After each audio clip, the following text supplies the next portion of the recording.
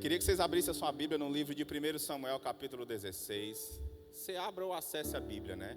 A gente estava cantando agora há pouco sobre transformação, né? Cantamos agora do que o Senhor tem poder para fazer nas nossas vidas, né? A honra, a glória, todo louvor a Deus, né? O Senhor transformou a minha história. Eu amo esse louvor porque eu tive a história completamente transformada pelo Senhor. E a gente vai falar só um pouquinho agora à tarde, rapidamente, sobre uma pessoa que teve uma história completamente transformada por Deus. Uma pessoa que ficou famosíssima. Uma pessoa que a história dele já virou livro, já virou novela, já virou filme, já virou série, já virou peça de teatro, já virou todo tipo de coisa. Eu li um livro dele muito bom, uma série que eu indico a vocês, de um escritor, acho que é americano, chamado Charles Swindoll, que ele faz uma série sobre os heróis da fé, e ele começa a falar sobre personalidades bíblicas, livros que são livros até fininhos, e ele passa uma visão muito humana de todas essas personalidades bíblicas. Fala do fala do Elias, eu estou com o livro lá do Elias, do profeta Elias, fala do Moisés, fala do Abraão. Mas essa pessoa que a gente vai falar agora, eu li o livro dessa série do Charles Swindoll todinho. É uma pessoa conhecidíssima. Ele é conhecido, gente, como o rei, o maior rei que Israel já teve. Alguém chuta quem é? Quem é? O rei Davi, gente. O rei Davi, ele foi uma pessoa que passou por várias situações, porque Deus escolheu ele para um trabalho que ele nunca pediu. Eu não sei se você já parou para ver a história de Davi, se você já parou para ler, para meditar sobre a história de Davi. A história de Davi, ela nos ensina, a vida de Davi, na verdade, ela nos dá vários ensinamentos, né? Várias coisas que a gente pode crescer e aprender na presença de Deus, para a nossa vida secular também, no nosso trabalho, na nossa família. E uma das coisas que eu aprendo na história de Davi é que ele não foi atrás da promessa de Deus, a promessa de Deus veio até ele. Quando você menos esperar, a promessa de Deus, ela vai até a tua vida. Amém? Davi, ele não pediu para ser rei. Davi não pediu para passar por todas as situações que ele precisou passar, mas Deus por algum motivo o escolheu. De acordo com a palavra do próprio Deus a que nós servimos, muito provavelmente foi por causa do coração de Davi. A Bíblia fala que o Davi era um homem segundo o coração de Deus, né? Davi era imune a erros? Não, não era imune a erros. Davi, ele era imune a pecado? Não, ele não era imune a pecado. Só que ele era uma pessoa que se arrependia dos erros. Ele era uma pessoa que tinha um coração completamente voltado para Deus.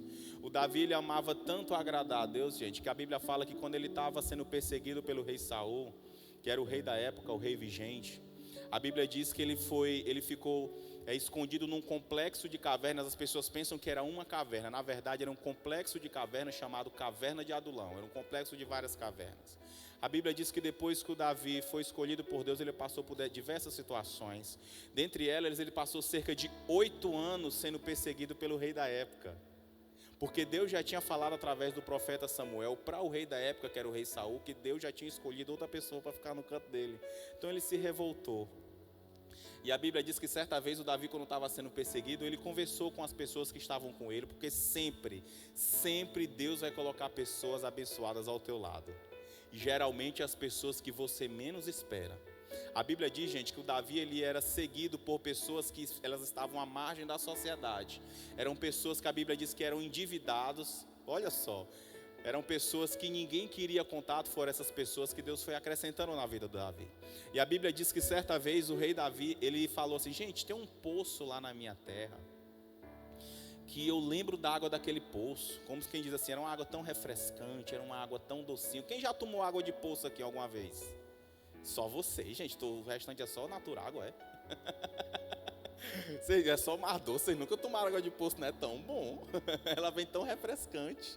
E a Bíblia diz que o Davi estava com saudade de tomar água do poço. Ele comentou, gente, na maior inocência, a Bíblia diz que o Davi comentou: quem dera me tomar uma água do poço lá da minha cidade, Belém de Judá, que não era nem Jerusalém, era Belém de Judá. O Davi era de um rapaz do interior, viu? O Davi era um rapaz do interior. E a Bíblia diz que um determinado grupo de pessoas disse assim: vamos conseguir essa água para o rei, ou aliás, para o nosso líder. O Davi ainda não era rei. E eles enfrentaram assim uma situação de grande perigo, se infiltraram no meio do povo lá do exército inimigo, pegaram água para o Davi e trouxeram. O Davi ficou tão constrangido que ele disse assim: quem sou eu para beber dessa água que custou tanto para vocês, que colocou a vida de vocês em risco? A Bíblia diz que o Davi pegou a água e derramou toda no chão e ofereceu a água dele a Deus. Olha que atitude, gente. Esse era o cara segundo o coração de Deus. Esse era o cara que errou, que pagou o preço, mas que se arrependeu. Porque o grande lance da vida do cristão é um negócio chamado arrependimento. Diga comigo, arrependimento. Mais forte, arrependimento. O grande lance da vida do cristão é um negócio chamado arrependimento, gente. É um coração contrito e entregue a Deus. Nenhum de nós, nem quem está aqui em cima, nem vocês que estão aí, nenhum de nós está imune a erros. A palavra de Deus diz que aquela situação muito famosa de uma mulher que foi levada a Jesus para ser apedrejada até a morte, uma mulher adúltera, né? Quem já ouviu essa passagem que diz assim, aquele que não tem pecado que atira a primeira? Famosa, né? A Bíblia diz que as pessoas levaram aquela mulher para ser julgada por Jesus, e não era a intenção daquelas pessoas não era só apedrejar a mulher, mas era, como a gente costuma dizer no nosso linguajar bem popular, era pegar Jesus na volta. Porque se Jesus fosse contra a lei, eles diziam assim, você é contra a lei, você não é correto. E se Jesus fosse inocentar a mulher, eles diziam assim, você é um carrasco, ou coisa do tipo. Eles queriam pegar Jesus em todas as situações. E a Bíblia diz que Jesus falou assim, aquele que não tem pecado que atire a primeira pedra. E todo mundo foi embora. Tem toda uma situação que corre nisso. Só que a Bíblia diz, gente, uma frase famosíssima. Na verdade ela não ficou tão famosa, que as pessoas elas não se tocam, elas não divulgam essa frase depois dessa passagem. A Bíblia diz que Jesus chegou para a mulher depois que todo mundo foi embora e disse assim, cadê os teus acusadores? Ela disse assim, todos foram embora. Ele disse assim, nem eu estou aqui para te acusar. Coisa maravilhosa, né? Só que a Bíblia fala que Jesus deu um toque para ela. Jesus chegou para ela e disse assim, olha, vá e não peques mais. Como quem diz assim, eu já te livrei da morte. Porque pela lei de Moisés, ela deveria ser morta apedrejada. Todas as mulheres que eram pegas em adultério, gente, elas tinham que ser levadas em praça pública e morrer apedrejada. Pela lei era assim. Era a lei vigente, judicial da época era essa, não só religiosa. E a Bíblia diz que Jesus deu esse toque para ela, ele disse assim, vá e sai dessa vida. Eu já te livrei, eu já te abençoei, eu já exerci o livramento de Deus sobre a tua vida, mas tu tem que mudar. É uma coisa que as pessoas não carregam consigo, é um coração contrito e aquebrantado, um coração de mudança. E o Davi tinha esse coração. A palavra de Deus fala que Deus um dia escolheu Davi. Samuel capítulo 16, versículo 13.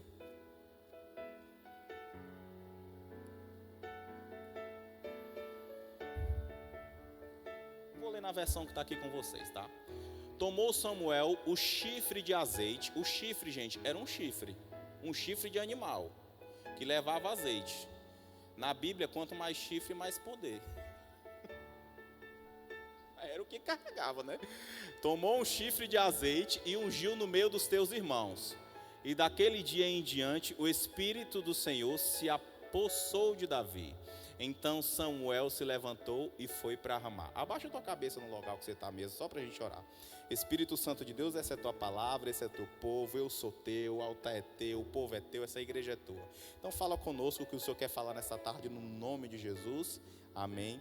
E glória a Deus. A Bíblia fala, gente, que o povo de Israel era governado por juízes. Eram pessoas que Deus levantava para poder julgar e para poder livrar o povo das mãos dos inimigos. Só que o povo de Israel começou a ficar com uma espécie de inveja das nações inimigas. Eles olhavam as nações e diziam assim, todas as nações têm reis, só a gente que não tem rei, a gente é governado por juízes. Olha os juízes famosos, Sansão era um juiz famoso, a Débora, você sabia que Deus levantou uma mulher lá cerca de 3.000 anos atrás para governar o povo? A Débora era uma juíza. Deixa eu ver um outro juiz famoso aqui, o Samuel foi um juiz famoso. Tem mais juiz que eu esqueci, o Jefté foi outro juiz. Foram cerca de, se eu não me engano, foram 31 juízes. Durante muito tempo governando o povo de Israel. Só que a Bíblia diz que o povo ficou com inveja e queria um rei. E dizia assim, nós não temos o rei, as nações vizinhas têm rei. Por que a gente não pode ter também? E o povo começou a pedir a Deus por um rei, começou a pedir por um rei. E as pessoas colocavam o rei do jeito que eles queriam. A Bíblia diz assim, a Bíblia diz que Deus falou assim, eu vou dar um rei do jeito que vocês estão pedindo. E a Bíblia diz que Deus levantou o rei Saul, que foi o primeiro rei de Israel. O rei Saul, gente, se você for comparar os pecados de Saul e os pecados de Davi, os pecados de Saul não chegam nem perto. Só que o Saul, ele tinha uma coisa que o Davi não tinha. O Saul, ele era soberbo. O Saul era tão soberbo que Deus já estava se desagradando dele. A Bíblia diz que certa vez Deus olhou para o profeta Samuel e disse: Samuel, por que tu está insistindo no Saul, se eu no meu coração já o rejeitei? O Samuel, ele tinha um sentimento meio paternalista pelo Saul, e Deus já não estava se agradando do Saul. A Bíblia diz, gente, que certa vez Deus permitiu com que o próprio Samuel, se desagradasse com Saul. Todas as vezes que um rei ia para uma batalha, eles tinham que fazer um sacrifício com o profeta da época, no caso Samuel. A Bíblia diz que o Samuel num dia se atrasou. Você sabe o que o Saul fez? A Bíblia diz que o Saul disse assim: o que o Samuel faz, eu também sei fazer. Olha que cara soberbo, né? A Bíblia diz que ele pegou um animal e fez o sacrifício. E o Samuel chegou na hora que ele estava terminando o sacrifício. Naquele dia foi o fim da picada para o Samuel. Então Samuel se desagradou com aquele coração que o Saul tinha. E a Bíblia diz que Deus falou com Samuel e disse: Samuel, eu já escolhi um rei para mim lá na casa do Jessé. O Jessé era o pai de Davi. E a Bíblia diz que o Samuel se dirigiu à casa do Jessé em Belém de Judá, ficava a alguns quilômetros de distância. Quando chegou lá, o Samuel disse assim: Jessé, Deus proveu para si um rei na tua casa. O Jessé deve ter ficado todo com o coração envaidecido, ou muitas vezes feliz mesmo, porque um dos filhos dele seria rei de Israel. E a Bíblia diz que o Jessé começou a apresentar os filhos, desde o primogênito até o mais novo. Chegou o Eliabe, era o mais velho, e a Bíblia diz que o Samuel olhava para o Eliabe e dizia assim: cara, é esse aí que Deus escolheu. E quando o Samuel ia ungir o Eliabe, Deus dizia assim: Samuel, não é esse. Ah, pois traz o segundo mais novo. E o Samuel disse assim: se não é o mais velho, vai ser o segundo mais velho. E Deus falava: Samuel não é esse. E começou a vir 7 filhos de Jessé. E Deus falou com Samuel: Samuel, é o seguinte, para de olhar pelos olhos humanos, porque o homem enxerga o que está externo, mas eu que sou Deus, enxergo o coração. Vou falar de novo para você dar um glória a Deus bem forte. Eu que sou Deus, enxergo o coração. Você fica se julgando, pouca coisa a gente se julga, né, gente? Às vezes, oh meu Deus, não era para eu estar em determinado ambiente, eu nem mereço tanta bênção. Deus está olhando para o teu coração, e por Ele olhar para o teu coração, Ele vai te abençoar. A Bíblia fala que Deus sonda o nosso coração e os nossos pensamentos. Antes da palavra vir à nossa boca, o Senhor já sabe o que a gente vai pronunciar. Então, coisa maravilhosa é ter um coração totalmente quebrantado ao Deus que você serve. E a Bíblia diz que naquele dia, Deus escolheu o Davi. Depois que Deus escolheu Davi, Davi passou por determinadas situações, assim, coisas que você não quer imaginar. Cerca, gente, de 8 anos. 8 anos fugindo. Você sabe quantas tentativas de assassinato o Saul fez contra o Davi? 22. O Davi sofreu 22 tentativas de assassinato. A Bíblia diz que o Saul juntava um grupo de soldados e ia atrás do Davi. E o Davi só fugindo, E aí você pensa assim: meu Deus, que situação louca, né? Será que era necessário o Davi passar por tudo que ele passou? Eu julgo que sim. Quando você começa a ler a palavra de Deus, você vê que o que Deus tinha proporcionado para colocar nas mãos de Davi era tão grande que ele precisava ser calejado primeiro. Ele precisava de uma preparação. Às vezes você está pedindo algo de Deus e você ainda não recebeu porque você é que não está preparado para receber. Quem já ouviu a história do José do Egito? O José, Deus prometeu para ele que ele seria governador do Egito quando ele era criança. Quando ele era um pré-adolescente. Você acha que ele tinha condição de receber tudo? A Bíblia diz, gente, que todas as vezes que Deus dava um sonho para o José, a primeira coisa que ele fazia era ir falar para a família. Para o José receber o que ele tinha para receber e ocupar o cargo de governador do Egito, que era um cargo financeiro, administrativo, governamental, ele não podia falar sobre tudo que ele ia ver no reino. O José era um cara que não segurava a boca, não segurava a língua. Como é que Deus ia dar um cargo no alto escalão do reino do Egito para um cara que falava tudo para todo mundo? Você está conseguindo me compreender? Ele precisava passar por situações de amadurecimento. Com o Davi foi a mesma coisa. A Bíblia diz, gente, que o Davi ele foi traído nesse processo. A palavra de Deus fala, se eu não me engano, em 1 Samuel capítulo 23, que certa vez o Davi soube com uma cidade chamada Keila. era o nome da cidade, não era o nome da mulher. Uma cidade chamada Keila estava em perigo. Se eu não me engano, eram os filisteus que estavam atacando a cidade. E o Davi disse assim: Deus, nós vamos ajudar essa cidade? Vão ajudar essa cidade. Saiu Davi com os homens dele, ajudaram o povo, libertaram a cidade de Keila e expulsaram os filisteus. Só que o Davi soube que o Saul soube que o Davi estava em Keila. O Saul disse assim: o Davi está em Keila, eu vou pegar ele lá, sem ele saber. E a Bíblia diz que o Davi orou para Deus e disse assim: Deus, nós ajudamos a cidade de Keila. E o Saul está vindo de encontro a nós aqui, ele vai nos pegar. Deixa eu fazer uma pergunta para o Senhor. Os governantes da cidade de Keila vão me entregar para o Saul? O Davi ajudou a cidade. E Deus disse assim: vão te entregar. Deus já estava preparando o Davi para ser traído. Porque o Davi, depois que ele virou rei de Israel, ele foi traído pelo filho dele, o Absalão. Deus já estava preparando o Davi em todas as situações. E outra coisa chata é você ser traído por pessoas que você ajuda. Quem já passou por uma situação assim? Pessoas que você ajudou. O Davi, ele ajudou a cidade de Keila. Ele libertou dos inimigos que estavam saqueando a cidade. E Deus falou: Davi, eles vão te trair. Mas o bacana, gente, que independente de você ser traído ou não, de você passar por situações desagradáveis ou não, o Deus que você serve vai estar sempre do teu lado, do jeito que teve com Davi. Diga glória a Deus. Sempre. O Deus que você serve nunca vai te trair. O Deus que você serve nunca vai te deixar na mão. Diga glória a Deus por isso. Nunca vai te deixar na mão. A palavra de Deus fala que os ouvidos do Senhor estão atentos ao nosso clamor. Quando você pensa que você está sozinho, orando no teu quarto sozinho, creia que o Espírito Santo ele está ao teu lado. A palavra de Deus fala que quando Jesus ele foi subir aos céus, ele disse assim: vocês não fiquem tristes não, porque eu vou deixar o Espírito Consolador com vocês. O Espírito Santo ele agia só, olha só. Quando Jesus ele estava aqui na terra operando os milagres, cerca de 3 anos e meio, depois dos 30 anos, Jesus morreu com quantos anos? 30 e? Pronto. Com 30 anos ele iniciou o ministério. Quando ele iniciou o ministério, a primeira coisa que ele fez foi ir no Rio Jordão ser batizado com João Batista, não foi?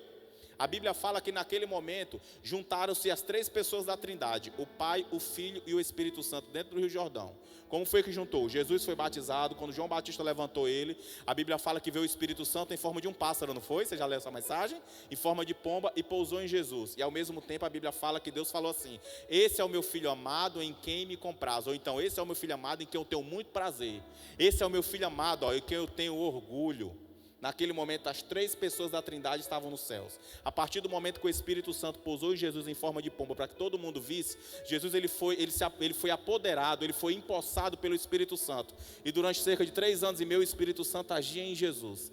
Mas o Espírito Santo estava agindo só em Jesus. Quando Jesus morreu, quando ele estava subindo aos céus, a Bíblia diz que Jesus disse: eu vou deixar o Espírito Consolador com vocês. É como se ele estivesse dizendo: o Espírito que agia em mim, agora vai ficar com vocês.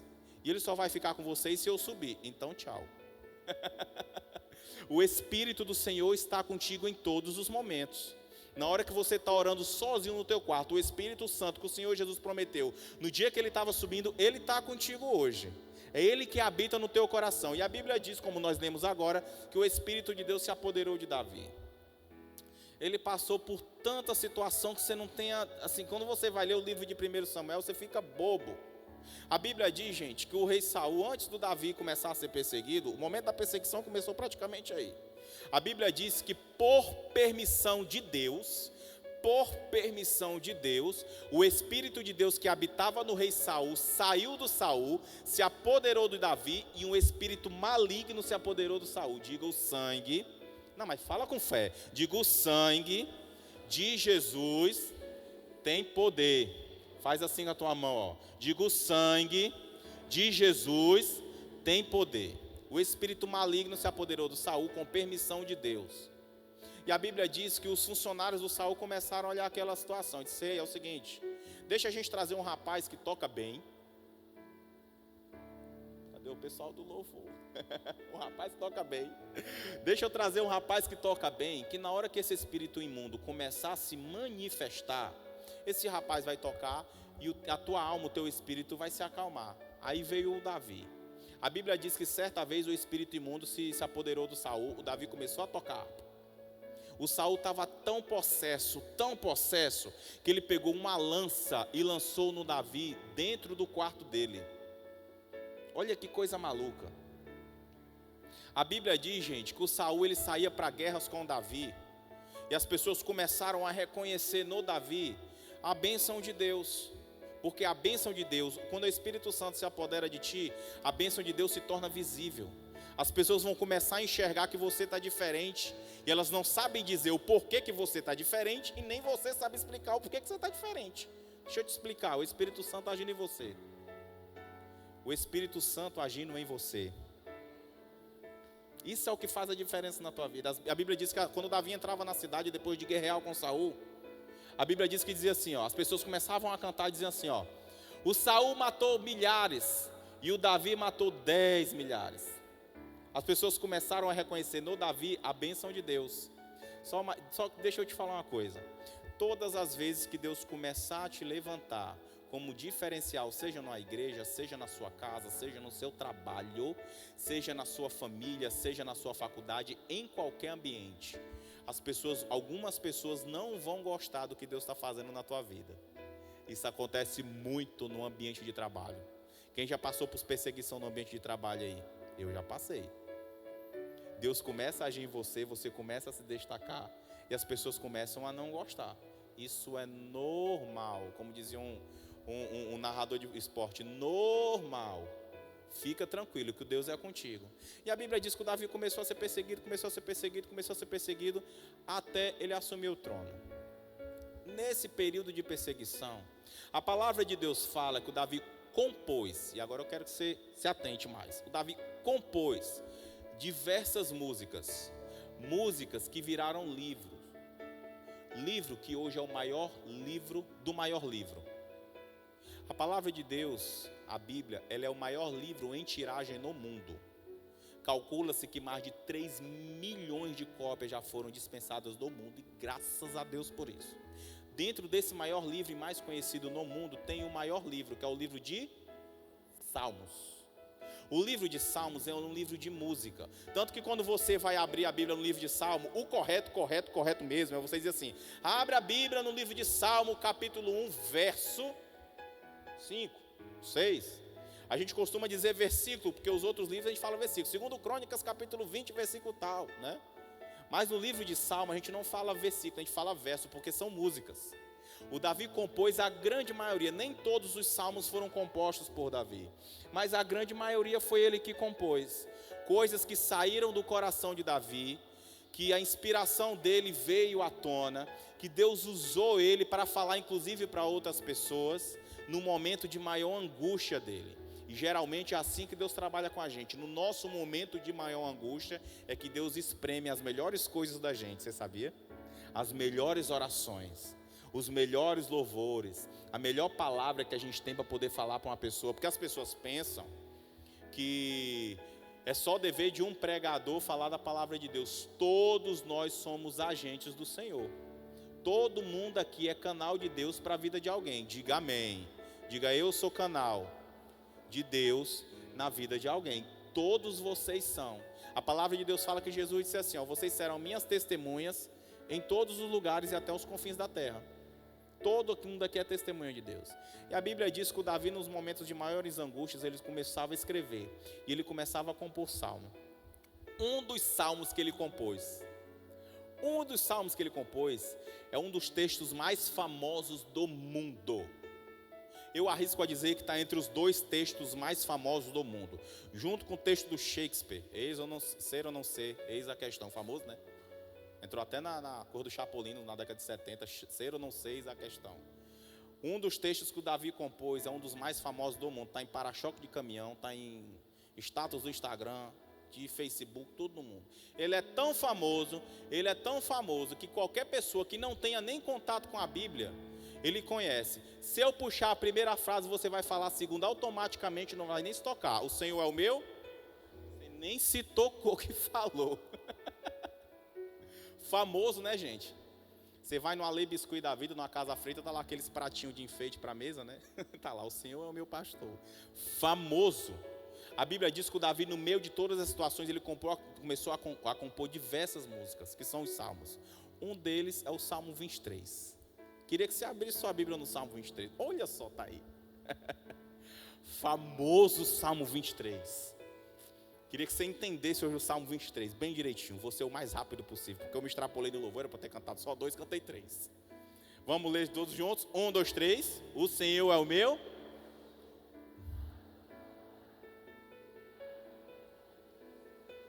Guia-me mansamente às águas tranquilas. Refrigera a minha alma. Guia-me pelas veredas da justiça por amor do seu nome. Ainda que eu andasse pelo vale da sombra da morte, não temeria mal algum.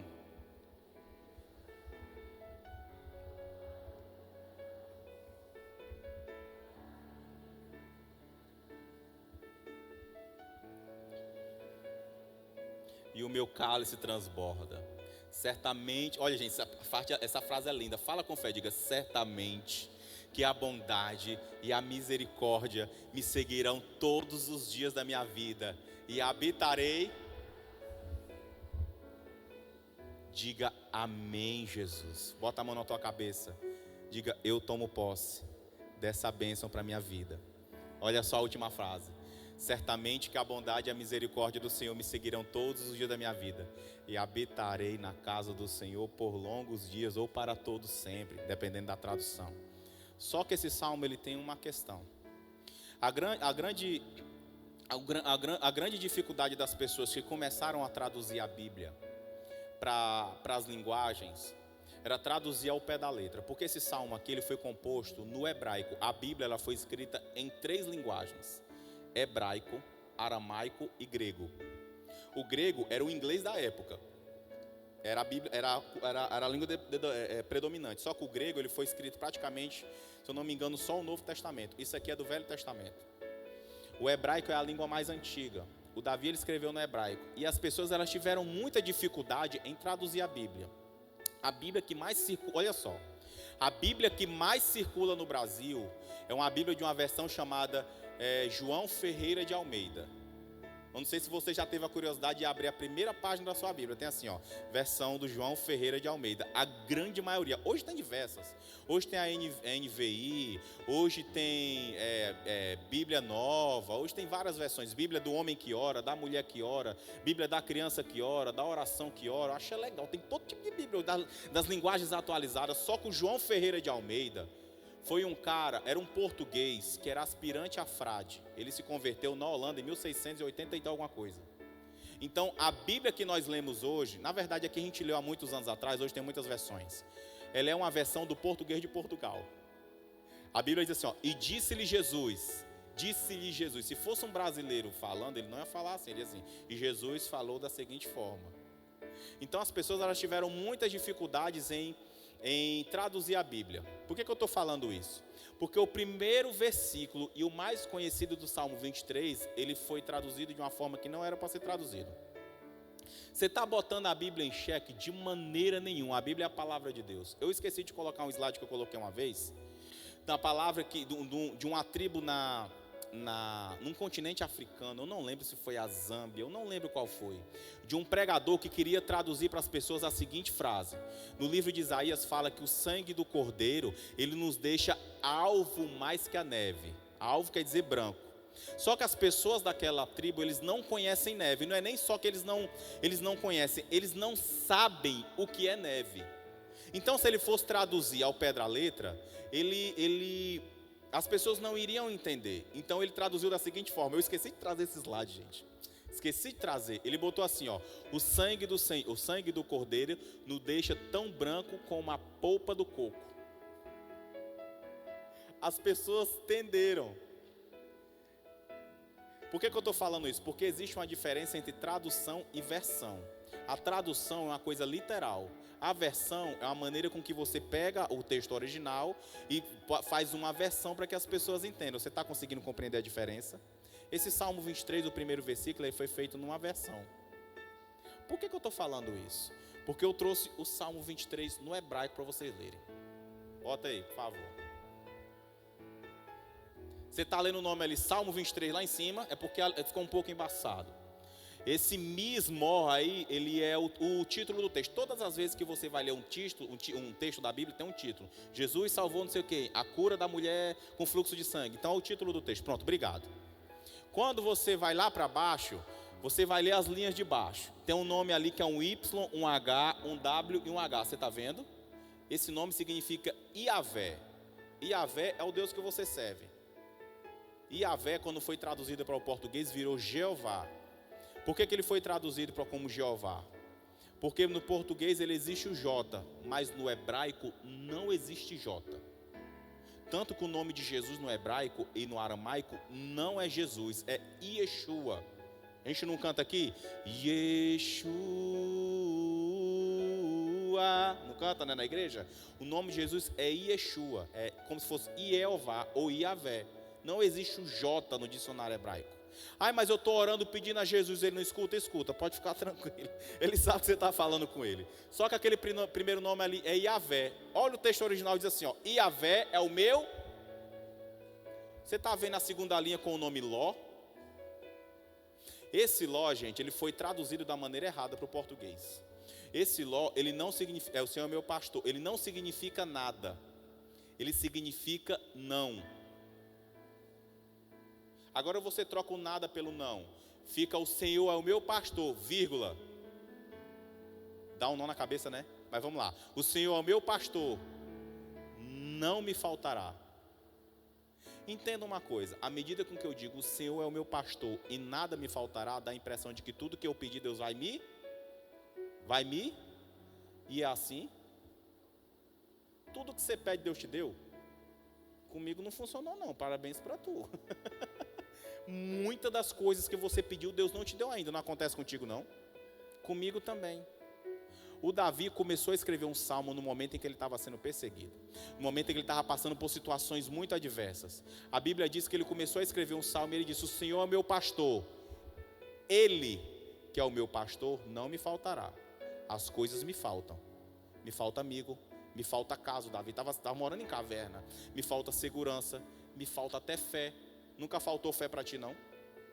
Me falta a certeza de que a minha oração está sendo respondida, ou de que a minha oração está sendo ouvida, me falta tudo, mas Ele que é o meu pastor não me falta, diga glória a Deus, Ele não me falta, o Senhor é o meu pastor, não me faltará, é como se você pegasse Ele e colocasse entre parênteses, e ele começou a escrever um salmo, o Senhor é o meu pastor, Ele não me faltará, deixa eu pegar aqui na minha Bíblia aqui, Ele me faz repousar em verdes pastos. Volta lá para o primeiro slide, por favor.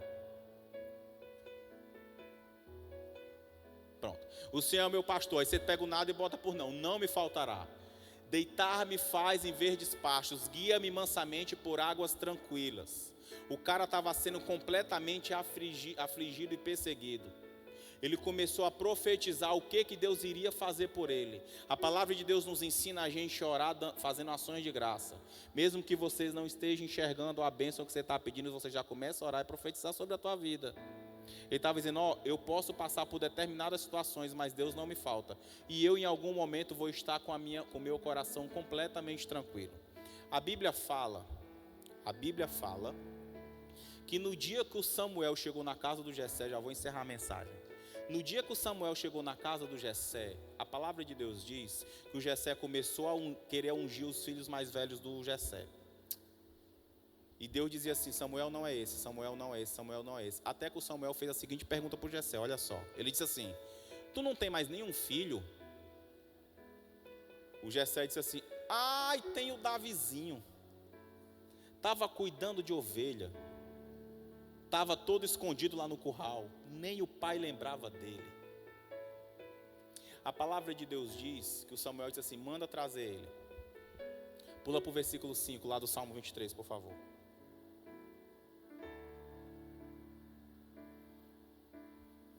Pronto, no versículo 5. Preparas uma mesa perante mim, pode voltar naquele slide, filho. Preparas uma mesa perante mim na presença dos meus inimigos. O Davi começou a lembrar do dia que Deus escolheu ele, porque no meio das nossas lutas a gente esquece da promessa de Deus para a nossa vida. A Bíblia diz que o Samuel falou uma frase famosíssima, que eu não vou ler para vocês agora. Ele disse assim, ninguém senta à mesa enquanto não trouxer o mais novo. Quando Samuel, que era o profeta, chegou na casa do pai de Davi, tinha uma mesa preparada para honrar a escolha do novo rei de Israel. O Davi começou a lembrar do dia que ele foi escolhido para ser rei. Você está conseguindo entender o Salmo 23? Ele diz assim, ó: preparas uma mesa perante mim na presença dos meus inimigos. Existe uma versão da Bíblia que diz adversários. Aí você diz assim, mas quem era inimigo de Davi? Todos os irmãos de Davi não gostavam dele. A Bíblia diz que no dia que o Davi foi matar o Golias, ele chegou lá, entre aspas, por um acaso, para entregar comida para os irmãos mais velhos dele, que estavam no exército de Israel. E a Bíblia diz que o Davi ficou indignado com o Golias insultando o povo de Israel. E ele disse assim, esse incircunciso, ou em outras palavras, esse homem que não tem aliança com Deus, está inflamando a gente, está nos insultando há cerca de 40 dias. 40 dias e o povo não fazia nada. 40 dias e o rei de Israel não fazia nada. Está com quase 40 dias que esse homem, ninguém faz nada, ele está só insultando a gente. A Bíblia diz que os irmãos de Davi começaram a brigar com ele. Você vai ler no livro de 1 Samuel lá para frente, se eu não me engano, a partir do capítulo 17. Começaram a brigar e disse assim, cala tua boca, tu está envergonhando a gente. Já não basta tu envergonhar a gente em outros lugares, tu vem envergonhar a gente aqui. O Davi, ele não era bem quisto dentro de casa. Os inimigos ou os adversários do Davi estavam do lado dele, dentro do lar. E o Davi começou a lembrar do dia que Deus escolheu ele. Preparas uma mesa perante mim na presença dos meus adversários. É como se ele estivesse dizendo assim, ó, eu estou lembrando do dia que Deus fez uma promessa para mim. As situações podem ser completamente adversas. As situações elas podem ser completamente assim, eu não consigo enxergar pelos olhos humanos como é que eu vou sair desse complexo de caverna e vou virar rei de Israel, porque Deus já me ungiu lá atrás, através do profeta. Como é que isso veio acontecer na minha vida? Mas eu lembro do dia que Deus colocou a promessa na minha mão. E se Ele colocou a promessa na minha mão, Ele é fiel para cumprir. Diga amém. Ele é fiel para cumprir. Ele começou a lembrar. Preparas uma mesa perante mim na presença dos meus inimigos. Ó, naquele dia lá, tinha uma mesa para honrar algum dos meus irmãos, mas Deus me escolheu por um motivo que nem eu sei porquê. Olha o Salmo 23. Qual é o próximo versículo? Volta lá. Deixa lá no Salmo. Unge a minha cabeça com óleo. A Bíblia diz que quando Davi entrou, olha só, quando Davi entrou, Deus falou para Samuel, disse, Samuel, é ele. Esse cara aí que ninguém dá nada por ele, que está escondido matando urso e matando leão, protegendo ovelha, fazendo música, é esse cara aí, pura cocô de ovelha, é esse aí que eu quero. Esse menino aí é o meu escolhido, porque eu estou olhando para dentro do coração. Diga glória a Deus por isso. Eu estou olhando para dentro do coração. A Bíblia diz que imediatamente o Samuel pegou o chifre de azeite e ungiu na cabeça do Davi. Aí você começa a entender o salmo. Preparas uma mesa perante mim na presença dos meus adversários. Unge a minha cabeça com óleo e o meu cálice transborda. O Davi estava lembrando do dia que Deus prometeu a ele a maior bênção da vida. Legal o Salmo 23, né? Deus me prometeu uma bênção. Se Ele não cumpriu, eu não vou morrer. Não adianta o rei tentar me matar. Eu posso até estar fugindo, mas em determinado momento Deus vai cumprir a promessa dele na minha vida do jeito que Ele falou que ia cumprir. Ele me ungiu para ser rei de Israel. Eu procurei ser rei de Israel? Procurei ou não procurei? Eu pedi essa bênção? Pedi ou não pedi? Eu pedi para ser perseguido? Não. Eu pedi para assumir o trono? Não. Então Ele tem algum propósito na minha vida. Você está passando por situações que você nem entende por que você está passando. Muito provavelmente é porque Deus tem coisas muito grandes na tua vida. A palavra de Deus fala que nem olhos viram, nem ouvidos ouviram e nem chegou o coração humano que Deus tem preparado para nós. Isso é legal, né? Mas antes de Deus te dar o que Ele tem para te dar, você vai passar algumas situações. Que nem o Davi. E ele começou a lembrar. Preparas uma mesa perante mim na presença dos meus inimigos. Unge a minha cabeça com óleo e o meu cálice transborda. Eu estou lembrando do dia que Deus me prometeu. Então eu não vou morrer, eu vou continuar.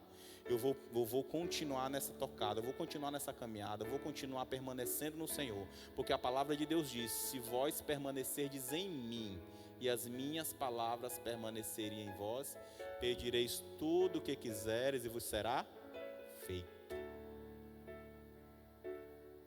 Qual é o último versículo? certamente que a bondade e a misericórdia me seguirão todos os dias da minha vida. É como se ele estivesse no mantra: eu estou passando por determinadas situações, mas eu vou continuar, o Senhor vai continuar sendo misericordioso. Eu vou ajudar determinadas pessoas, as pessoas vão me trair, mas o Senhor vai continuar me livrando. Eu vou continuar sendo perseguido, eu vou continuar sendo escondido, mas o Senhor vai continuar me abençoando. Certamente que a bondade e a misericórdia do Senhor me seguirão todos os dias da minha vida. E habitarei na casa do Senhor por longos dias. Por que ele está falando isso? Eu vou viver muito. Está pensando que essa luta vai me matar? Vai nada. Vou viver muitos anos e já vou construir um templo para Deus. Deus já está colocando no coração do Davi a construção do templo, que foi feita pelo filho dele, o Salomão. Eu não sei o que você está passando, se é escassez mental, porque o diabo ele age na mente. Você sabia que o diabo age na mente? É na mente que uma pessoa decide viver, é na mente que uma pessoa decide morrer, é na mente que uma pessoa decide ajudar alguém, é na mente que uma pessoa decide matar alguém, é na mente que uma pessoa decide estudar, que a pessoa decide desistir dos estudos, que a pessoa decide trabalhar, que a pessoa decide todos os dias acordar e ir à luta. É na mente que você decidiu estar aqui. O diabo ele trabalha na mente. O Davi começou a trabalhar na mente dele. Eu estou lembrando. Traz à memória aquilo que me dá esperança. E o que me dá esperança é a promessa de Deus na minha vida. Quem tem promessa de Deus aí? Tem coisa que Deus tem para fazer para você. Você sabe o que é a promessa de Deus na tua vida? Tem gente que já tem a promessa bem certinha. Deus me prometeu. Tem gente que ainda está na dúvida. Tem gente que está no limbo ali. Deus tem uma promessa para mim, eu só não sei qual é. Deus tem promessa para todo mundo aqui. A principal delas é de salvação. Amém? Deus tem promessa de proteção. Deus tem promessa de prosperidade. Deus tem promessa de transformar a tua história em outra história. Aguenta firme, meu querido, que no momento certo Deus vai te dar o que você tem para dar. O que você tem para receber, melhor dizendo. Amém? Glória a Deus.